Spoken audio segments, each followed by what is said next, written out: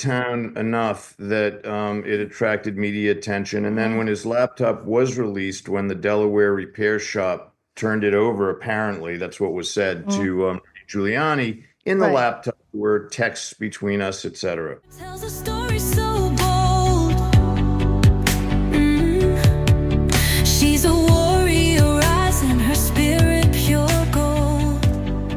Welcome to another riveting episode of Anna Wilding Unstoppable. Thank you for listening today and watching. If you're watching today, we have Keith Ablow, who is a well-known Fox on-air presenter who, in the past, who was a psychiatrist to a lot of America's significant and important people, senators, Hunter Biden, and all sorts of things. He's world-renowned in his profession, and he's moved on to a new level of coaching for people. And welcome to the studio, Keith. How are you today? I'm well, Anna. How are you? What Hi. a beautiful studio, by the way. You really do everything the right way. Oh, thank you so much. You know, I used to production design and art direct film. So, I mean, actually, this podcast will be shooting here, but we'll also be filming in some other places. And I will be talking about art and things like that in some of the podcasts. Those will be some of the more benign conversations, I think. But Probably. equally important. Thank you so much for joining us today. I also forgot to mention, of course, that you're a best-selling author for years. Keith, how long have you been doing what you do, which is helping people? How would you describe it, what you do? Well, so I have one core skill, Anna, which is I have a sixth sense for narrative. And I've deployed that in a variety of arenas. Probably the most direct one is helping people with their stories, because people do very well when they know their own stories. Then they can make decisions with a clear mind. When they don't know their stories, they tend to repeat the past or run from it unconsciously and run into trouble either way because it's hyperbolic and it's an extreme dynamic. When we actually dive deep and know our stories, then we're able to plan in a way that appreciates that backstory, just like a character would in a film or in a novel, which you know plenty about. And so I've been doing it for 30 years. I've worked as a psychiatrist for 30 years. Then I moved on to coaching and executive consulting. These things are the same. Basically, you're attempting to give people back the nonfiction version of their narratives. Right. And, you know, the truth wins every single time.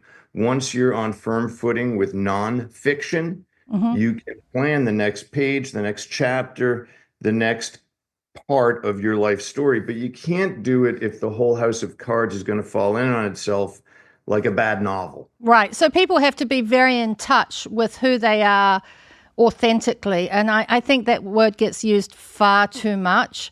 But they do need to know who they are, basically. Is that right? Unfiltered. They need to know who they are, their strengths, their weaknesses. And of course, you deal with the more the personal side than the professional side. Is there a split there in what you do, say what you did when you were a psychiatrist to executive coaching? Is it covering both, or is it two different areas? Describe that. It's covering both and or, if you will. And very often it's both because what we effort in life, we generally care a lot about.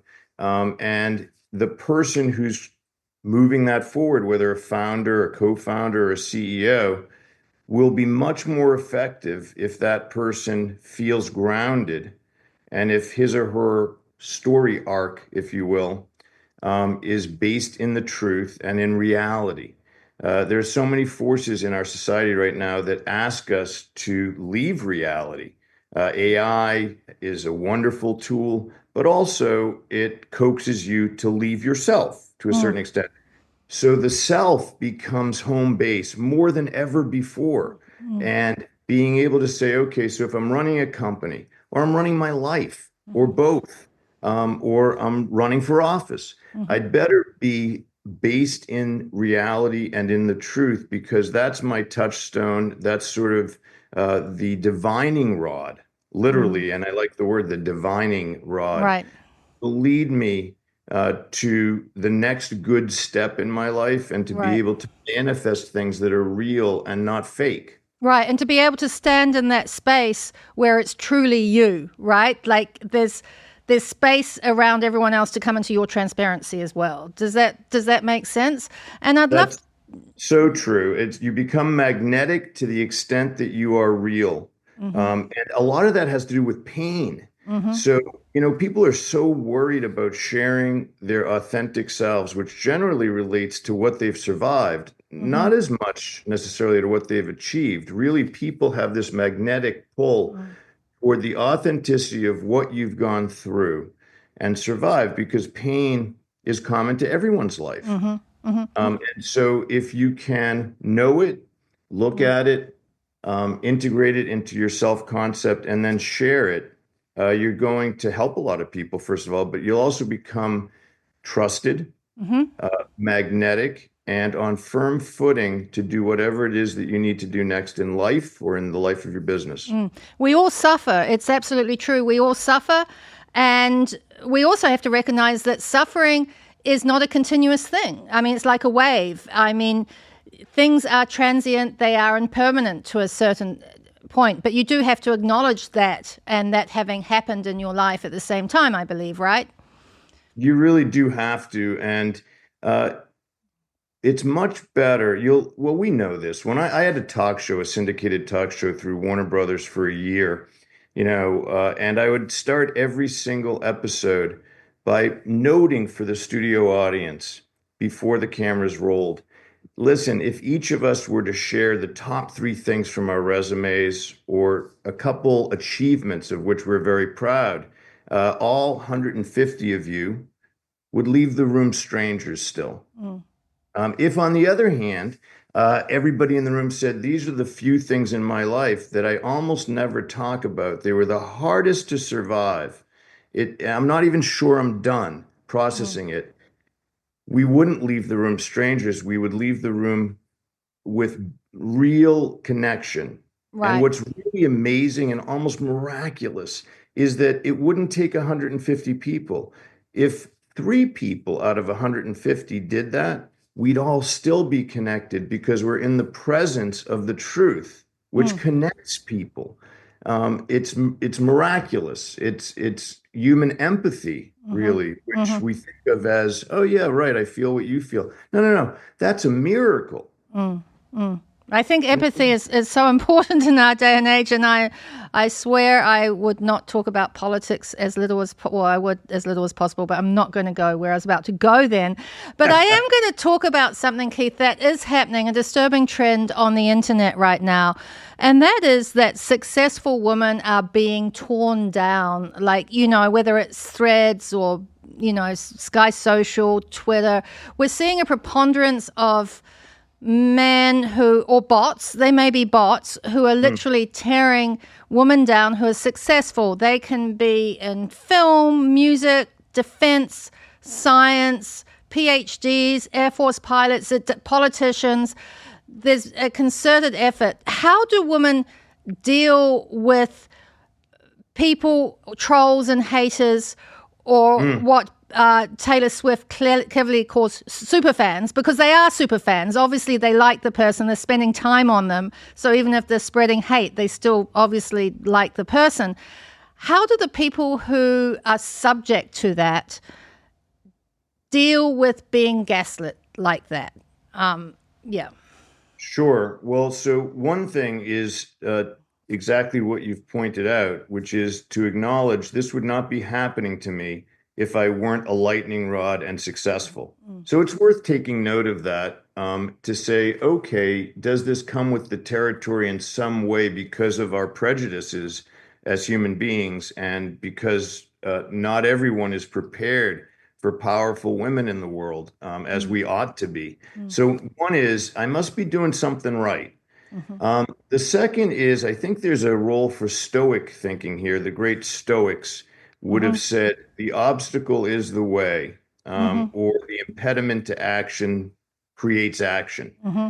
So I think that similar to my first point, when you encounter resistance in the world, I would say use it as fuel to say, okay, that's my path then. Mm, mm, If I have people in this workplace or online or elsewhere that are resisting my progress or mm, expressing negative feelings toward me, that's the direction to head in the sense that I'm going to keep achieving.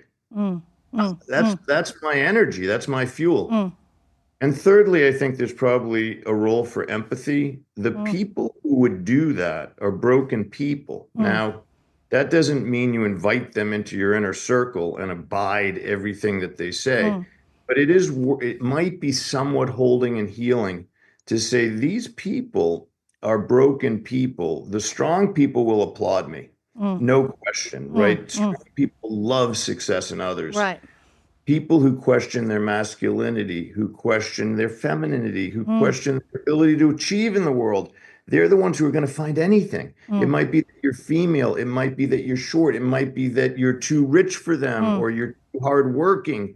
They're mm, going to find something mm, to tear you down. mm, And I think thinking of them as unfortunates mm, mm, is the mm. best way to proceed. Right. You shake it off, but you hold space for what they are and empathy. I mean, you learn to be empathetic. It doesn't mean you bring them into your circle. It doesn't mean you say hello. That can be worse. That just starts a whole chain of motions. But you just have to hold that space and move on and be stoic. I happen to come from a country that is very stoic. We had a major earthquake, and everyone said there's one thing. The hometown I'm from was like everyone was so stoic about it. But we can thank the World War I generation for lessons in stoicism. I think they were utterly incredible. Sure. Moving on, thank you for all of that. Very wise words. And I think important for people to know of all ages who are being bullied online. I think online bullying is absolutely terrible for both women and men, and a tragedy for kids. But I think it's also a tragedy for adults as well. I mean, when you do something successful and then someone wants to come and knock you down for doing it or pretend that you didn't do it or whatever it is, it's important to know that you're doing something that is a lightning rod. You are successful, and these haters are broken people. I think that's really important. So you've treated a lot of well-known people. Can you talk about that? I know one of the people you treated was Hunter Biden. I mean, Hunter is being put through the washing machine. So he's made some mistakes, but as you can see, the vitriol against him has been utterly extraordinary. It's been very, very targeted. I think it's totally over the top. Some would say it's not. What do you think about all of that? When society, they like beat a dead horse. I can't stand it. I mean, are there not rational people around? I guess not. I mean, the guy did wrong. He knows he did wrong. Do we really have to go on and on and on about it? I mean, you had his laptop for a while, right? I understand. Do you want to talk a bit about that? There was Yeah, multiple questions there. I'm sorry. There were. sure. I think That's so many. first deal with the That's fact good. society's Good. reaction to someone like Hunter Biden. Yeah, and I wasn't the one who said that I treated Hunter Biden because I don't break faith Right. with companies. Yeah. But he was in my town enough that it attracted media attention. And then when his laptop was released, when the Delaware repair shop turned it over, apparently, that's what was said to Giuliani, in the Right. laptop were texts between us, etc. So as to the beating a dead horse idea, I think that everyone deserves a second chance in life, number one, or maybe a third. And even though I'm a political conservative, if somebody comes to me and says, I need help, listen, I've treated serial killers, right? I mean, while they were in jail, thank Right. God. But that evens the playing field. You can be a progressive and say, I'm depressed or I'm addicted to something, and you get all of me. Your politics don't stop me from helping you. And I think the world could look at it that way too. Like, look, it's not about the politics. So when you take the politics out of it and you look with a clear lens at the man, it would not be a good idea to dismiss as ridiculous, for instance, his art. People were very quick to say, this is insane. This is a way to get bribes. Listen, here's the thing. I look for poetry in life. Here's somebody who, by his own words, says that he was inhaling crack cocaine for a long time. It ruined his teeth. It ruined elements of his life. It owned him. What's the first art that he then began with? He was blowing India ink at rice paper and creating what I think were very beautiful images. Now, you can be an arch conservative, you can support the president of the United States, you can love Donald Trump. I'd still like to ask you this. Is there no beauty in that for you? That inhaling death and then finding that, hey, maybe I'm an artist. And what do you do next? You exhale beautiful colors in patterns that I find I couldn't do it, right? So I can't do it. I'd like to admit that. So I think people can be restored. They can be reborn. They can find their core.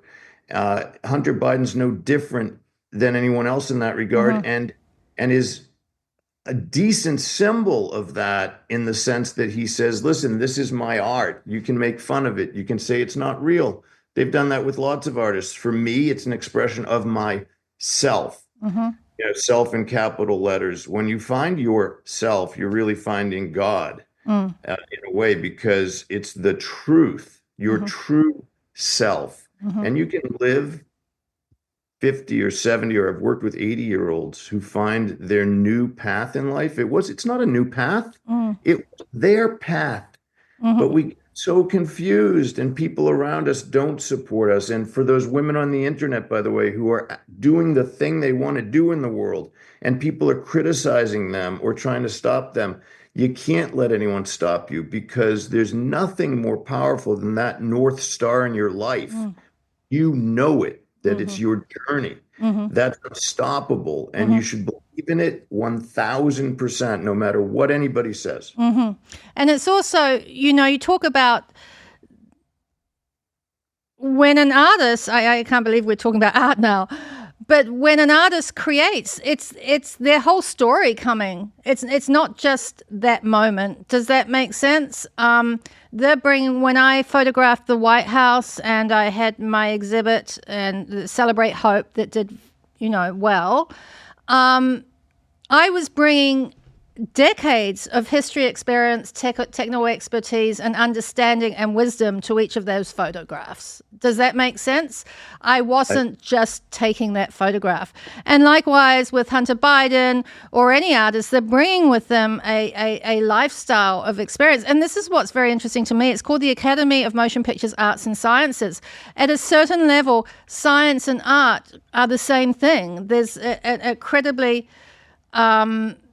it's a high octane area when you're working with some of the best scientists and technicians, and you'll usually find that they're also great at music or art or something else as well. And I think there has to be a lot of room for that in society. I think a lot of people, we are told we can only do one thing. I think people do invent or reinvent. I don't even like the word reinventing. There's just many facets to a lot of people, and people can have multiple skills. They just can. Some people have multiple skills. Do you agree or not? 1000%. And those skills may have a common thread that runs through them. For one thing, it could be the person running through it. But what you said, Anna, is extraordinarily wise. The art is also the artist. So art is an antidote in some ways for the technology addictions that we have now. And it isn't the same. You can say, hey, I reproduced this art, this painting by a famous person, and it's indistinguishable. The brushstrokes are the same. Yeah, it's not. It's not. It's completely, not. yeah. Because that whole person's life is invested in that moment of creation, and that's more and more valuable because authenticity in the world is going to become more and more valuable. And there's this dichotomy, a split now, I think, as MMA, for instance, skyrockets in popularity. Why? Well, because people are terrified that they're being cleaved from their core selves, their bodies, that they're being evaporated into the cloud. And art is an antidote for that. Wonderful film, an antidote for that. Right. You as a creator are an antidote for that. What is your favorite book you've written? Just quickly, we have 10 seconds. All right, 10 seconds. I have to say Living the Truth. Why? Okay. Because I actually tried to write a book, Living the Truth, that allows people to have a therapy-like experience in a book. Right. So if you haven't been to therapy and you're ambivalent about it, you could grab Living the Truth and you're going to find out some interesting things about yourself. Okay, and it's available everywhere. And Amazon, I should appreciate for listeners. We'll post links. Keith, thank you so much for being with us today. We hope to have you back as a guest down the line. And have a beautiful, wonderful, positive day. And you too. I appreciate it. Thanks. Thank you. Hi, everyone. Thank you. Thank you so much, Keith. Remember to check the links, subscribe to our podcast, check the links for his book, and we'll see you on the next episode. Who knows what that will be? I do, but you'll find out. Stay tuned, subscribe. Listen to us on iTunes, Spotify, and YouTube.